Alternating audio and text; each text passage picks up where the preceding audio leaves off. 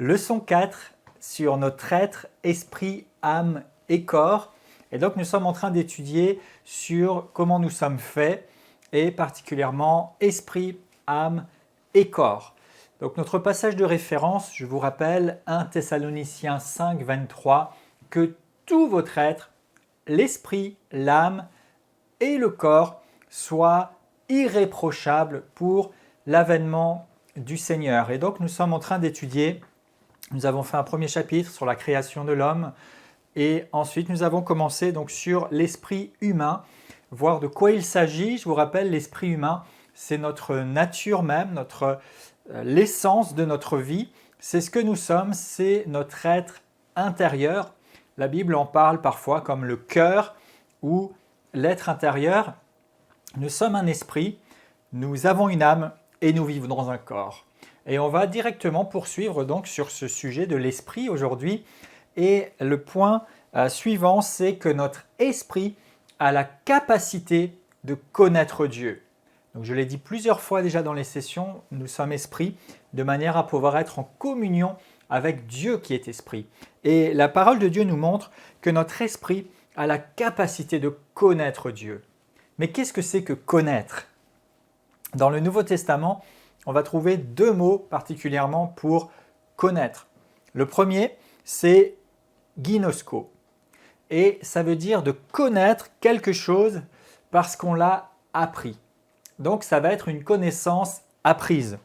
Par exemple, vous apprenez à parler une langue étrangère, vous apprenez à calculer, vous apprenez les mathématiques, vous apprenez un métier. Donc c'est quelque chose que vous apprenez et dans lequel vous progressez petit à petit.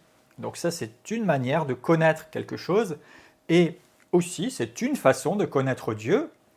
D'ailleurs, ici au CFB, vous étudiez la parole de Dieu et vous apprenez de plus en plus de choses au sujet du Seigneur, au sujet de vous-même, sur votre marche avec Dieu aussi, de manière à pouvoir vous développer de plus en plus dans votre marche avec Dieu. Mais ça, c'est une façon de connaître parce qu'on a appris. Mais il y a aussi le terme oïda, O-I-D-A, qui parle aussi de connaissance.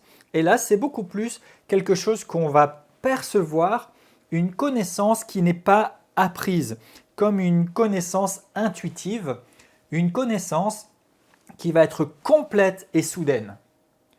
D'accord ? Donc il y a ce qu'on peut apprendre et on progresse. Et puis il y a des choses qu'on va connaître complètement soudainement. Si j'ose dire, c'est un peu comme si ça vous tombe dessus.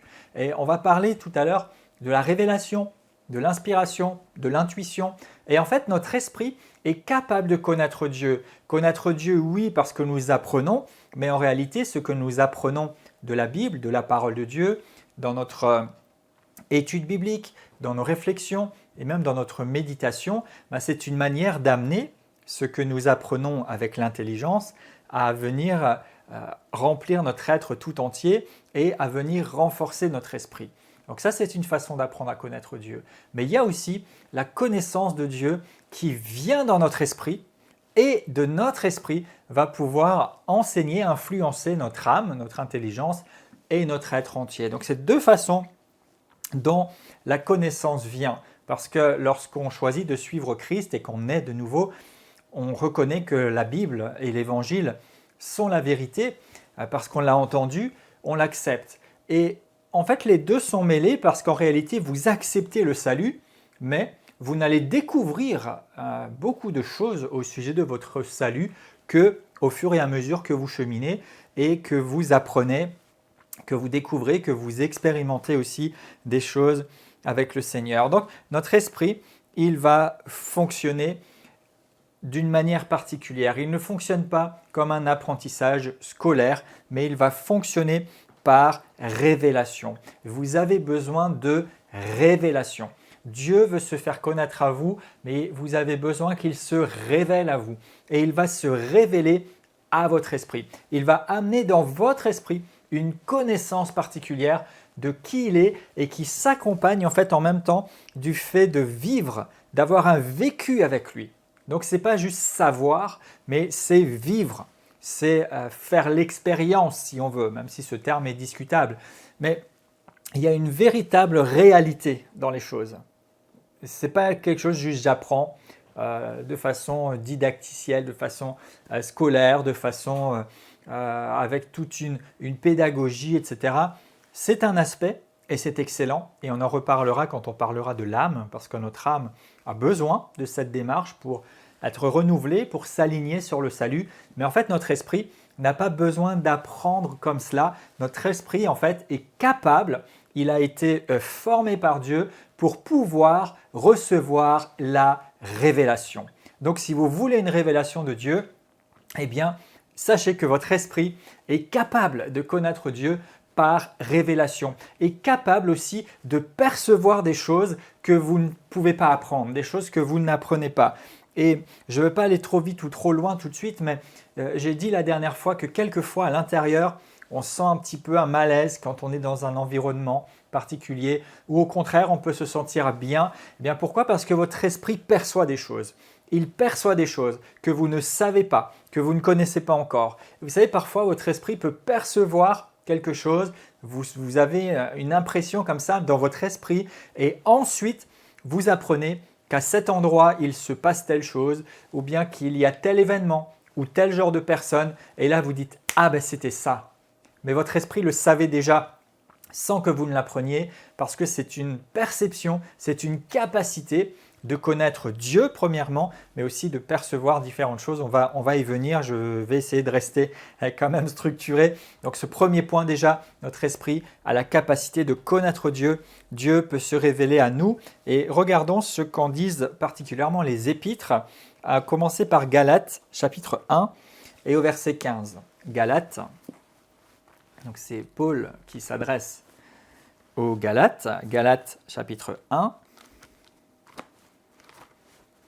et au verset 15, il est dit « Lorsqu'il plut à celui qui m'avait mis à part dès le sein de ma mère et qui m'a appelé par sa grâce de révéler en moi son Fils, afin que je l'annonce parmi les païens, aussitôt je ne consultai ni la chair ni le sang, je ne montai point à Jérusalem vers ceux qui furent apôtres avant moi, mais je partis pour l'Arabie, puis je revins encore à Damas. » Et en fait, ici, Paul doit défendre, expliquer des choses sur son ministère. Vous savez, il a été souvent remis en cause ou attaqué, donc il fallait qu'il explique, qu'il rende des comptes.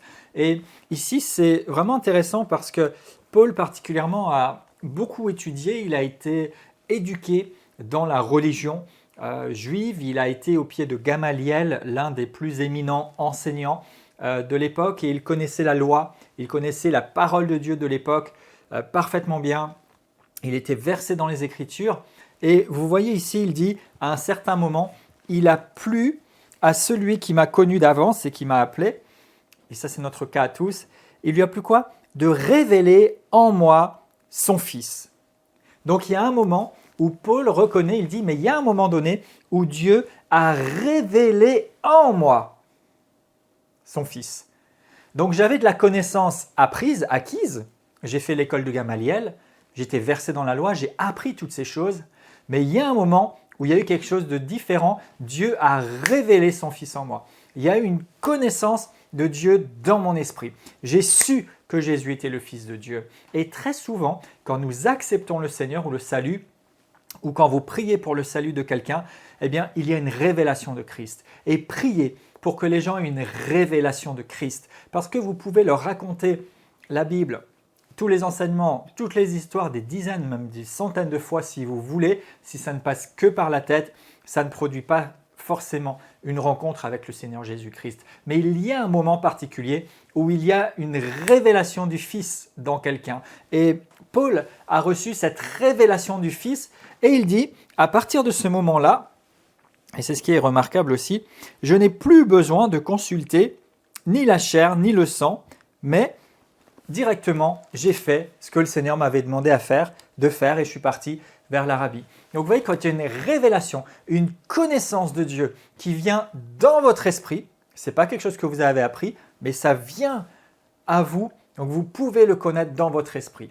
Et ça vous donne aussi une assurance et une certitude dans les choses parce que vous savez d'où vous les avez reçues, d'où vous les avez entendues. Il dira aussi dans Romains 8,16, nous en avons déjà parlé rapidement, je vous rappelle simplement où il est dit que l'Esprit de Dieu témoigne à notre esprit que nous sommes enfants de Dieu. Donc, puisque nous sommes fils et filles de Dieu, nous avons reçu le Saint-Esprit et il témoigne, où ça? À notre esprit. Pas à notre tête, à notre esprit. Même si quelquefois Dieu peut utiliser nos pensées, nos sens et tout cela, et il aime à se révéler comme ça aussi. Mais il y a d'abord une dimension où on peut connaître Dieu d'une façon qu'on n'a pas apprise, qui n'est pas le fruit d'une déduction logique, mais qui s'impose à notre esprit. Et puis, dans 1 Corinthiens 2, au verset 10, il parle également encore de cette réalité que nous pouvons connaître Dieu par notre esprit. Et ce n'est pas d'ailleurs les seules références, mais ça donne déjà un bon fondement. 1 Corinthiens 2, verset 10, il est dit, alors on va prendre le verset 9, ça sera un peu plus parlant, il est écrit, il y a des choses que l'œil n'a pas vues, que l'oreille n'a pas entendues et qui ne sont pas montées au cœur de l'homme, des choses que Dieu a préparées d'avance pour ceux qui l'aiment. Dieu nous les a révélées par l'Esprit, car l'Esprit sonde tout, même les profondeurs de Dieu. Qui donc parmi les hommes connaît les choses de l'homme si ce n'est l'Esprit de l'homme qui est en lui? De même, personne ne connaît les choses de Dieu si ce n'est l'Esprit de Dieu. Or, nous n'avons pas reçu l'Esprit du monde, mais l'Esprit qui vient de Dieu, afin que nous connaissions les choses que Dieu nous a données par sa grâce. Donc ici, il est question de la révélation des choses spirituelles. On voit ici clairement que notre esprit peut connaître Dieu, qu'il y a une révélation de Dieu, une révélation de Jésus-Christ qui vient dans votre esprit. Donc Dieu nous a donné cette nature spirituelle pour que nous puissions le connaître, j'allais dire sur le même plan que là où il est. Dieu est esprit, nous sommes esprit. Le meilleur moyen de le connaître et d'avoir sa révélation, c'est dans l'esprit, par notre esprit. Même si évidemment il y a des bonnes dynamiques et des bons exercices et de bonnes habitudes à prendre dans notre vie spirituelle, on y reviendra tout à l'heure. Il ne s'agirait pas non plus de dire Dieu n'a qu'à se révéler à mon esprit, moi j'attends que ça se passe. Non, vous avez besoin de lire la Bible, vous avez besoin d'étudier sa parole, vous avez besoin de la méditer, vous avez besoin d'être en communion avec des frères et sœurs, vous avez besoin de progresser dans votre vie personnelle, votre vie spirituelle, votre vie de foi, mais votre esprit a la capacité de connaître Dieu. Et ça, c'est merveilleux, parce que nous ne faisons pas que d'apprendre des choses au sujet de quelqu'un, mais nous pouvons vraiment connaître et avoir un vécu avec lui, parce que nous sommes esprit. Deuxième point, et qui vient appuyer celui-ci, notre esprit est en communion avec Dieu. Donc nous pouvons connaître Dieu par notre esprit, et notre esprit est en communion avec Dieu. 1 Jean 1, verset 3, donc la première épître de Jean, chapitre 1 et au verset 3.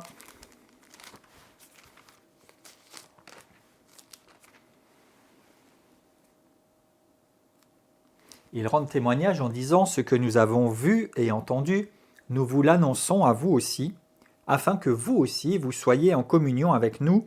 Or, notre communion est avec le Père et avec son Fils Jésus-Christ. » Donc notre communion. Et ici, communion, dans le grec, c'est koinonia. Koinonia, qui veut dire partage commun, participation ou union parfaite.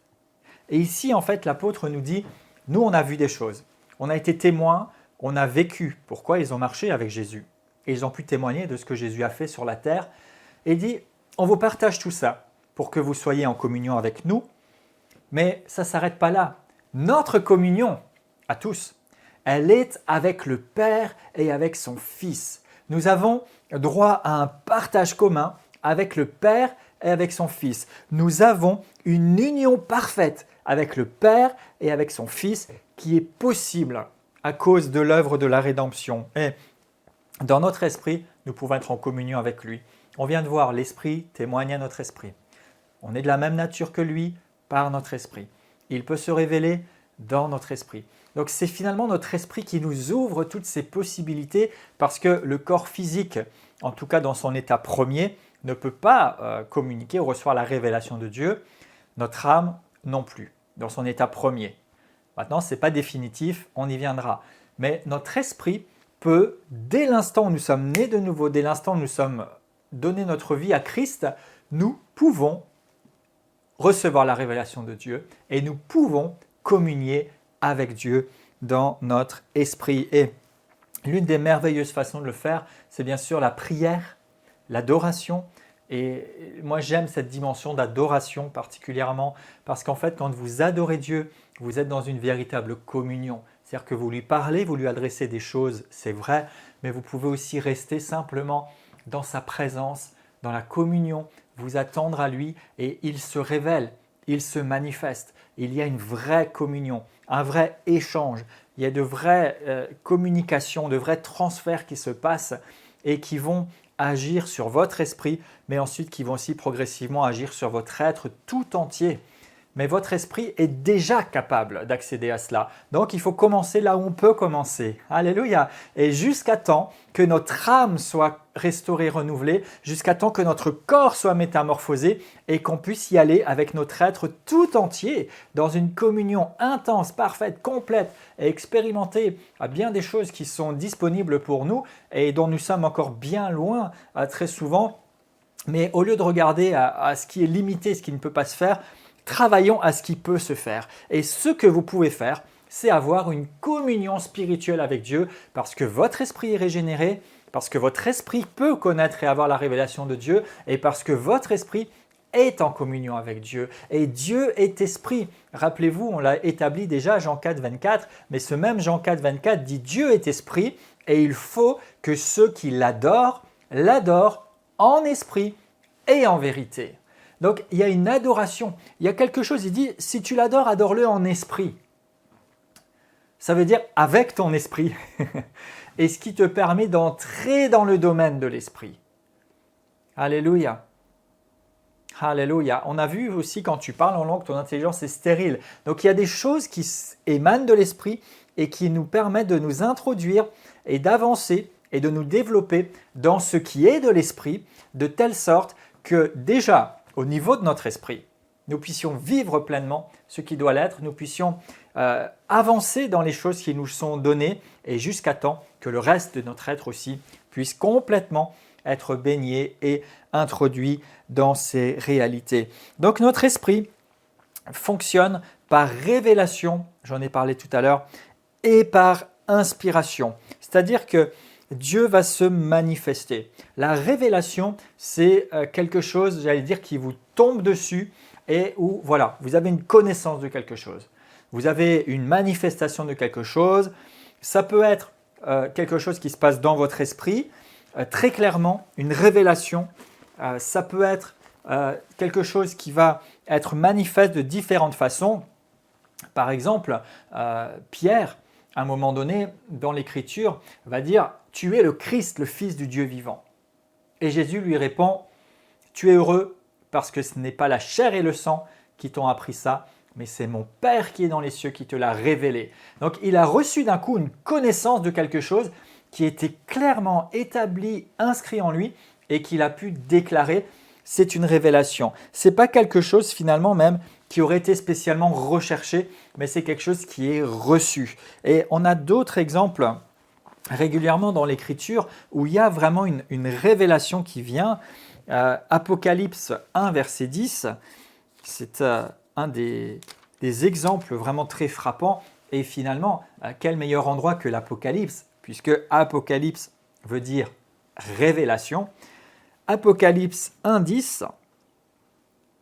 « Je fus saisi par l'Esprit, dit Jean, l'auteur de l'Apocalypse, au jour du Seigneur, et j'entendis derrière moi une voix forte comme le son d'une trompette qui disait « Ce que tu vois, écris-le dans un livre et envoie-le aux églises, etc. » Donc là, c'est clairement une révélation avec vraiment, il est dans un environnement, il entend des choses, il voit des choses et il va ensuite les restituer. Donc vraiment quelque chose de clair, de précis, quelque chose qui lui est transmis de cette façon-là. Donc la révélation, c'est en fait quelque chose qui vient, qui s'impose à vous. Vous avez connaissance de quelque chose parce que soit vous le voyez vous l'entendez, vous le recevez, et c'est quelque chose qui est là de façon vraiment, j'allais dire, presque absolue, d'accord, qui vient sur vous. Et puis, il y a aussi l'inspiration. L'inspiration, par exemple, des Écritures.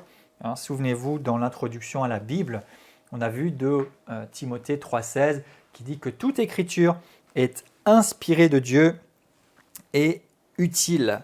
Donc, l'inspiration, ça va être plutôt comme une pression, comme une impulsion que vous recevez. Vous ressentez qu'il y a quelque chose. Et à un moment donné, Luc, en démarrant son évangile, il dit « Il m'a semblé bon d'écrire ». Il ne dit pas, par exemple, j'ai vu un ange et l'ange m'a dit « Écris », comme ça a pu être le cas pour Jean dans l'Apocalypse, mais il dit « Il m'a semblé bon d'écrire ».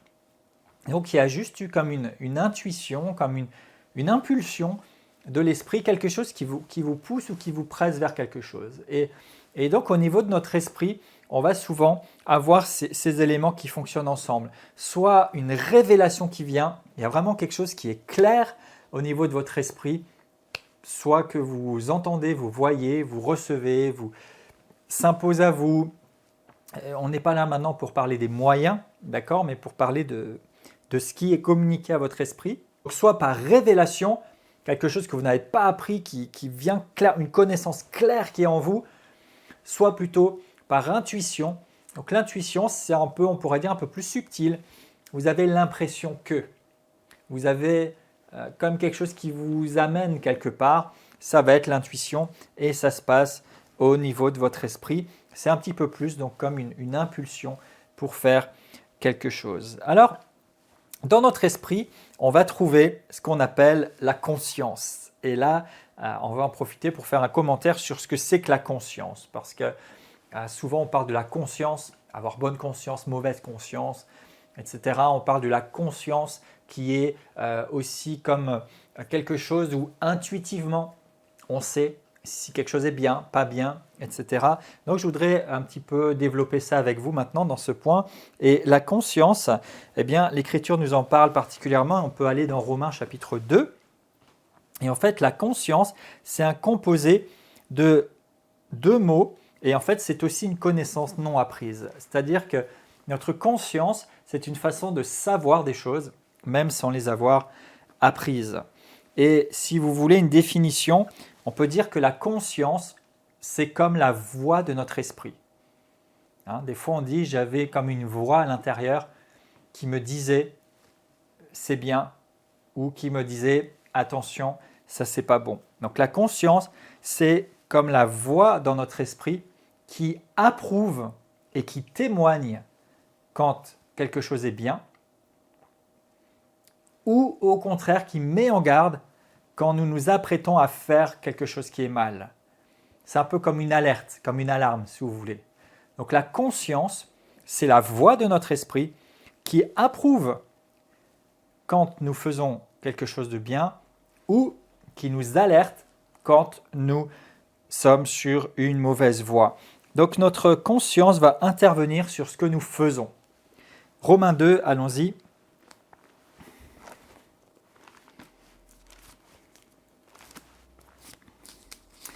Qui nous illustre bien cette réalité par rapport à la conscience qui se trouve dans l'esprit d'un humain. Tout simplement, regardez, Romains 2, et on va aller directement au verset 14. Il est dit, quand les païens qui n'ont pas la loi font naturellement ce que prescrit la loi, ils sont, eux qui n'ont pas la loi, une loi pour eux-mêmes.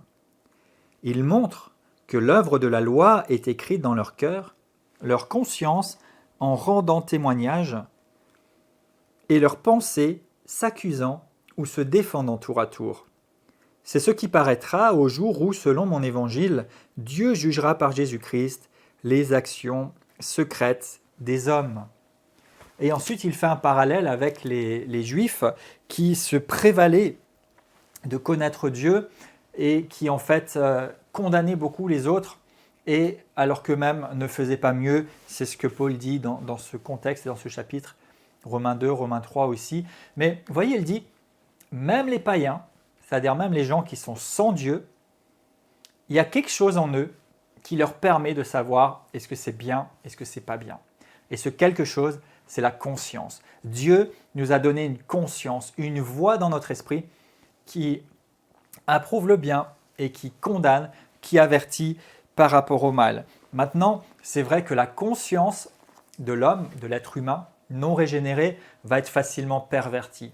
Parce qu'au début, on sait si c'est bien ou pas. Et d'ailleurs, si vous observez un jeune enfant, quand il va faire une bêtise, il le sait.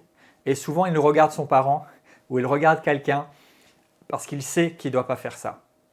Mais à un moment donné, parce que la nature du péché est dans l'humanité, même le jeune enfant va choisir volontairement de faire le mal qu'il ne devrait pas faire. Et là, il devient pécheur. Et plus ça va, et plus on s'habitue à ces choses-là, et plus en fait la conscience est étouffée ou pervertie parce que on s'habitue en fait à violer sa conscience, à trahir sa conscience. Mais au départ, même quelqu'un qui n'a pas été enseigné dans la loi de Dieu, il a en lui cet indicateur du bien et de ce qui est mal. Mais bien sûr, la nature pécheresse fait que on viole cette conscience et à force on ne l'entend plus, on ne l'écoute plus, on n'en tient plus compte. Mais quand nous sommes nés de nouveau, quand nous sommes régénérés, eh bien nous avons de nouveau cette capacité dans notre esprit où nous n'avons pas finalement à nous appuyer sur des centaines d'articles de loi, comme ce fut le cas dans l'Ancien Testament, pour essayer de distinguer ce que c'est bon ou pas. Oui, nous avons la parole de Dieu comme guide, comme repère sur tous les sujets, mais nous avons notre conscience et quand nous sommes régénérés par le Saint-Esprit, notre esprit est en communion avec Dieu, l'Esprit de Dieu témoigne à notre esprit et donc en nous, nous savons si nous sommes sur la bonne voie ou pas. Et l'un des indicateurs de notre marche, c'est la paix, de sentir est-ce que je suis en paix par rapport à ça, est-ce que c'est juste ou pas. Et bien sûr, on peut, pour être davantage certain ou quand on est un peu dans l'incertitude ou le trouble, demander simplement au Saint-Esprit et il nous dirige dans toute la vérité. Mais donc nous avons la conscience en nous et heureusement nous avons été purifiés quand nous sommes nés de nouveau, comme en rend témoignage notamment l'Épître aux Hébreux. Je vais rapidement vous le lire. Hébreux 10, 22, où il est dit « Approchons-nous avec un cœur sincère dans la plénitude de la foi, le cœur purifié d'une mauvaise conscience et le corps lavé d'une eau pure. » Donc, vous voyez, notre cœur a été purifié de la mauvaise conscience et nous pouvons avoir maintenant une conscience pure, c'est-à-dire qui discerne correctement ce qui doit être discerné et nous permet de vivre comme il convient. Et ça, c'est vraiment la grâce de Dieu. Dieu nous a sauvés, Dieu nous a libérés, et il nous donne aussi la capacité d'avoir sa nature en nous et savoir ce qui convient ou pas et pouvoir vivre vraiment d'une façon qui lui plaise, c'est déjà dans votre esprit. Vous savez déjà, en fait au fond de vous, vous savez ce qui est juste, vous savez ce qui n'est pas juste, vous savez ce qui est bon, vous savez ce qui n'est pas bon. Et si vous avez du mal, eh bien c'est simplement parce que, et ce cours va vous aider, vous avez besoin de rétablir l'ordre correct, le bon équilibre, esprit, âme et corps. Si votre esprit a la position prépondérante, si c'est votre esprit qui dirige, si c'est votre esprit qui est maître, eh bien vous êtes en bonne voie pour discerner au fur et à mesure et savoir ce qu'il en est et ne pas découvrir après coup « Ah, je me suis planté ». Et quand bien même, ça nous arrive à tous, nous ferions une erreur où on se serait planté. Nous avons la grâce de Dieu, 1 Jean 1,9, si nous confessons nos péchés, il est fidèle et juste pour nous les pardonner. Il nous purifie, il nous restaure, il n'y a pas de problème, mais il nous a donné la voix de la conscience pour que nous puissions savoir ce qu'il en est, et c'est une telle bénédiction. Allons dans 1 Jean 3, verset 9. «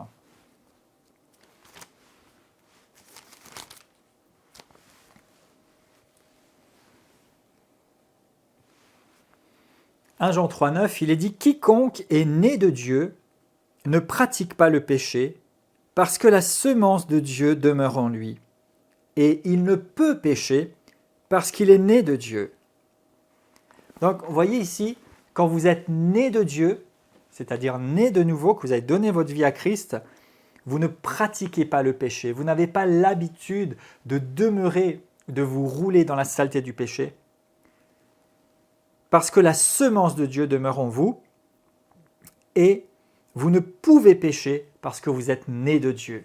Vous allez dire, mais attends, il dit qu'on ne peut pas pécher, pourtant il m'arrive de pécher.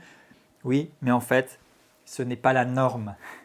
La norme, c'est parce que nous sommes nés de Dieu, nous avons tout à disposition pour ne pas avoir à pécher. Parce que nous avons la voix de la conscience qui nous dit ce qui est juste, de ce qui ne l'est pas. Et puisqu'il nous a sauvés du péché, il nous donne aussi la capacité de pouvoir demeurer dans notre nouvelle nature, dans notre position, et de ne pas retomber dans le fossé dont il nous a sortis. Et regardez maintenant au verset 21, 1 Jean 3, verset 21. Il dit, bien-aimés, si notre cœur ne nous condamne pas, nous avons de l'assurance devant Dieu. Donc, nous avons en nous cet indicateur que nous n'avons pas besoin d'être condamnés, mais nous pouvons avoir de l'assurance devant Dieu. Si vous suivez votre conscience, vous avez la possibilité de vous présenter devant Dieu plein d'assurance. Vous pouvez savoir que qu'est-ce qui est bon, qu'est-ce qui n'est pas bon. Vous pouvez venir en sachant que vous avez été restauré, purifié par l'œuvre de Christ et vous avez maintenant la capacité de savoir et de faire la part des choses pour marcher d'une manière agréable à Dieu. C'est merveilleux, n'est-ce pas? Vous n'avez pas besoin de retomber à chaque fois dans le péché et puis il vient comme vous accuser en disant « Ah, tu as repéché ». Non, vous le savez déjà. Vous le savez et vous pouvez éviter de refaire la même erreur. Non seulement il vous purifie une fois pour toutes, mais il vous donne aussi cet instrument merveilleux qui est la conscience dans votre esprit pour que vous n'ayez pas besoin de retomber dans les travers de la nature humaine. Donc notre conscience est un instrument merveilleux pour nous orienter et pour ça, on a besoin de garder un cœur doux parce que comme j'ai dit tout à l'heure pour les pécheurs, au départ on sait ce qui est juste ou pas et puis à force de violer sa conscience, on passe à côté. Nous aussi, si on est borné ou entêté, même quand on sent que ce n'est pas ça, si on force, on va y aller, mais il y aura des conséquences après. Mais on peut vraiment garder un cœur doux aussi et simplement se placer devant Dieu, ouvrir notre cœur, être attentif en fait à ce qui se passe dans notre esprit. Et l'un des grands apprentissages finalement de la vie spirituelle, mais qui est une grande bénédiction, c'est d'apprendre à être conscient et être attentif à ce qui se passe dans notre esprit. Parce que Dieu a mis dans notre esprit la capacité de le connaître. Parce que le Saint-Esprit témoigne à notre esprit. Parce que de notre esprit, des fleuves d'eau vive coulent. Parce que de notre esprit dépendent les sources, les limites, le cadre de notre vie. Parce que dans notre esprit, nous avons cette conscience de savoir ce qui est bon de ce qui est mal. Donc, garder un cœur doux et aussi être bon envers les autres. Parce que même si vous savez que quelque chose n'est pas bon, qui êtes-vous? Et c'est le reproche que Paul faisait de la part de Dieu, aux religieux particulièrement. Qui êtes-vous pour condamner et pour écraser quelqu'un d'autre parce qu'il fait mal? Non, plutôt soyez dans l'amour. Peut-être avertissez-le dans l'amour. Peut-être instruisez-le, accompagnez-le. Mais gardez un cœur doux, gardez un cœur humble. Restez à l'écoute du Seigneur. Et il est écrit quelque part que celui qui est debout prenne garde de ne pas tomber. Ça ne veut pas dire qu'il faut toujours être dans la peur et que c'est impossible de rester debout. Non, ça veut simplement dire attention parce que vous gardez des faiblesses. Mais Dieu est capable, dans sa toute-puissance, de nous orienter, de nous diriger, de nous garder. Et nous avons notre part à faire et nous avons tout ce qu'il faut dans notre esprit. À nous de rester avec un cœur doux, d'écouter ce qui se passe en nous. Parce que avec un cœur droit, un cœur doux, quand j'ai fait une faute et que je sens moi que j'ai mal fait, je me repens tout simplement. Et je confesse ma foi dans le sacrifice de Jésus une fois pour toutes. Je confesse que je suis enfant de Dieu et je me mets à l'écoute du Saint-Esprit pour mieux faire. Ça, c'est un cœur doux, c'est un cœur vrai, c'est un cœur droit. Et ça plaît à Dieu. Quand notre conscience, on sent, c'est pas ça. Alors des fois, on peut anticiper, tant mieux. Des fois, peut-être que le mal est fait. Mais à ce moment-là, on accepte, on reconnaît ce qu'il en est et on se met en position devant le Seigneur pour pouvoir changer et progresser.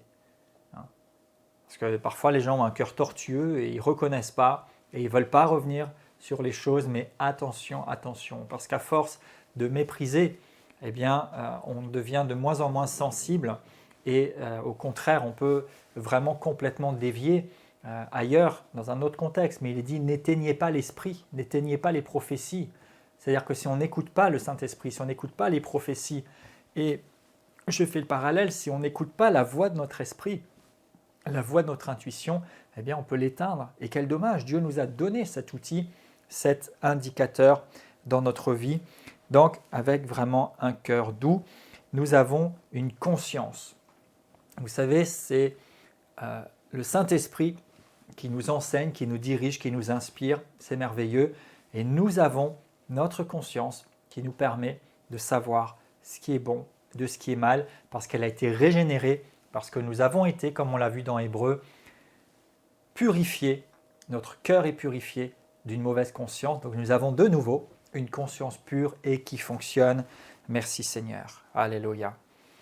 Un autre volet que je veux encore développer avec vous, c'est l'intuition, dont j'ai parlé brièvement tout à l'heure. Inspiration, révélation, intuition.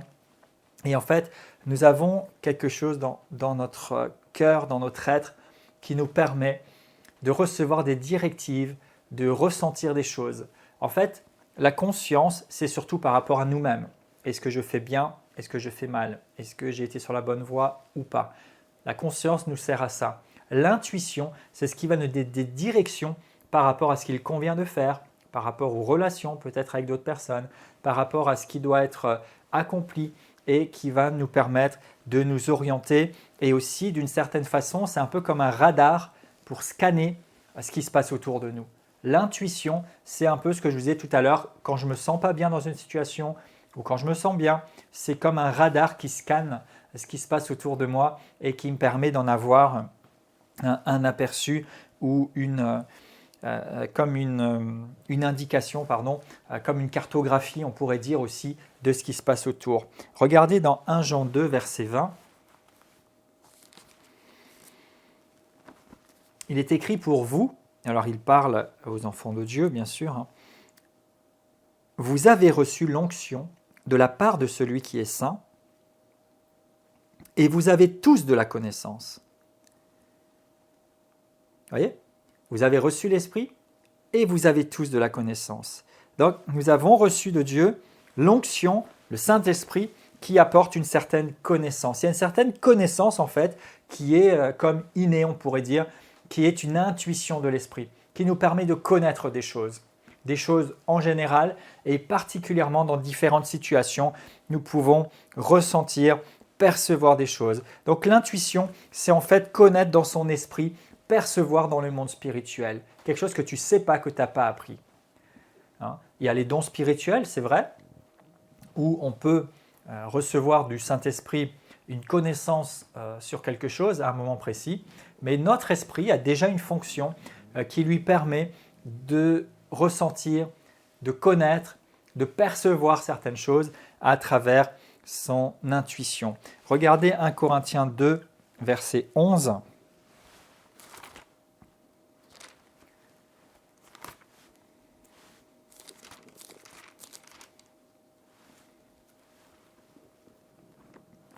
On a appris tout à l'heure, et je ne suis pas allé jusqu'au bout volontairement, pour regarder cette partie, qui parmi les hommes connaît les choses de l'homme, si ce n'est l'esprit de l'homme qui est en lui?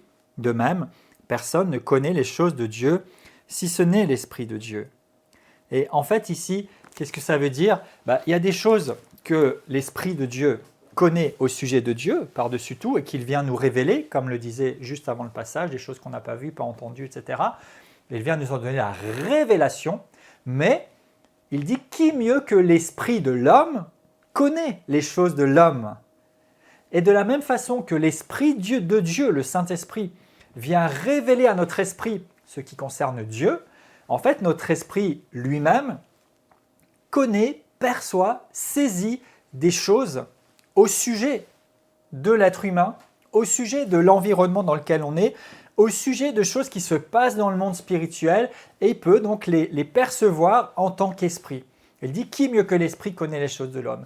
Et en fait, ça nous montre aussi que en fait, la meilleure façon de se connaître soi-même, la meilleure façon de savoir qui l'on est, c'est notre esprit, notre vraie nature. Et parfois, les gens disent « ouais, j'aimerais me connaître mieux, j'ai du mal à trouver mon identité, etc. » Eh bien, c'est dans votre esprit que ça se passe. Et c'est dans votre esprit qu'il va falloir puiser. Pas dans vos pensées, pas dans votre tête, pas dans vos émotions, pas dans vos ressentis. Vous n'êtes pas défini par ce que vous ressentez, vous n'êtes pas défini par ce que vous connaissez, vous n'êtes même pas défini par ce que vous faites. Donc, ce ne sont pas votre âme, intellect, émotion, volonté, ni votre corps, avec ce que vous pouvez en faire ou pas, qui vous définissent. Vous êtes défini par votre esprit, votre être intérieur, votre nature profonde. Et il est dit, qui mieux que l'esprit de l'homme connaît les choses de l'homme? Donc, si vous voulez vraiment vous connaître vous-même et en tant qu'enfant de Dieu, vous connaître tel que Dieu vous a fait, eh bien, occupez-vous de votre esprit. Intéressez-vous à votre esprit, développez votre esprit, parce que dans votre esprit, vous pouvez connaître Dieu. Par votre esprit, vous êtes en communion avec Dieu. Dans votre esprit, vous pouvez recevoir la révélation qui vient de Dieu. Dans votre esprit, vous avez la conscience qui vous permet de savoir « Ok, je suis sur la bonne voie, ça confirme » ou bien « Attention, alerte, je suis sur une mauvaise voie ». Dans votre esprit, vous avez une intuition qui vous permet de percevoir les choses. Des choses au sujet de Dieu, des choses au sujet de vous-même, des choses au sujet des gens, des choses au sujet de l'environnement dans lequel vous vous trouvez. Ça vous permet de discerner, comme de pressentir quelque chose. Il y a des choses qui se passent au niveau de votre esprit. Et vous vous rendez compte que, waouh, Dieu vous a dirigé. Il y a parfois aussi simplement vous sentez, et on utilise parfois cette expression, tiens, je ne sais pas, je le sentais, peut-être d'appeler quelqu'un, et vous vous rendez compte que cette personne avait besoin d'un coup de fil, et vous avez pu être un instrument de Dieu, et parfois vous avez été salutaire pour cette personne.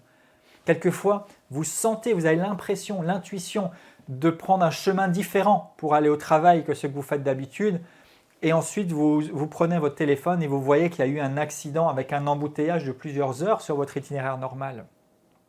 Oui, et ce sont des choses qui paraissent simples ou anodines, mais Dieu vous a donné ces capacités dans votre esprit de discerner, de pouvoir avoir des intuitions sur certaines choses. Et parfois, on dit qu'il y a l'intuition féminine, mais ce n'est pas que pour les femmes. C'est donné à chacun de nous, dans notre esprit.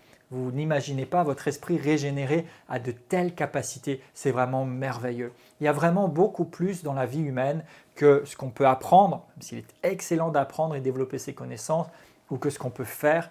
Mais en fait, ce qu'il y a de plus précieux, c'est ce qui se passe à l'intérieur. C'est dans votre esprit, c'est en vous. Et c'est vraiment quelque chose de merveilleux. Donc si on veut différencier un petit peu ces deux éléments, la conscience et l'intuition, on peut dire que la conscience, c'est plutôt comme une voix intérieure, ce que je vous ai dit avant, c'est quelque chose qui est assez clair, comme si ça vous parle, alors que l'intuition, ça va être plutôt un ressenti, un sentiment.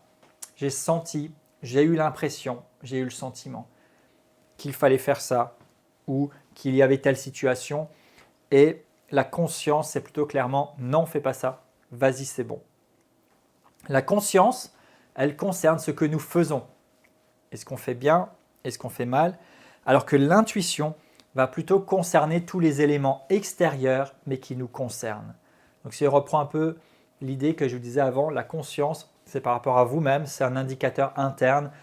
Qu'est-ce que je fais? Quelle orientation je prends? Est-ce que j'y suis? Et l'intuition, c'est un petit peu comme le radar qui vous permet de capter des choses autour de vous et d'avoir une perception des événements, des éléments, des circonstances, des personnes, même de Dieu, de sa présence et toutes ces choses-là. La conscience, c'est un peu comme une boussole qui vous donne la direction. On regarde, est-ce que l'aiguille est bien sur le nord ou pas? Où est-ce qu'on va? Alors que l'intuition, c'est plutôt ce radar qui va repérer des choses. D'accord? Notre esprit peut connaître des choses. Il peut connaître des choses par la révélation qui vient de Dieu et il peut connaître des choses par cette intuition qui lui permet de capter, de détecter quelque chose que vous n'auriez pas pu savoir, que vous n'avez pas appris, pour lequel vous n'aviez pas d'informations. Et ça, c'est vraiment intéressant.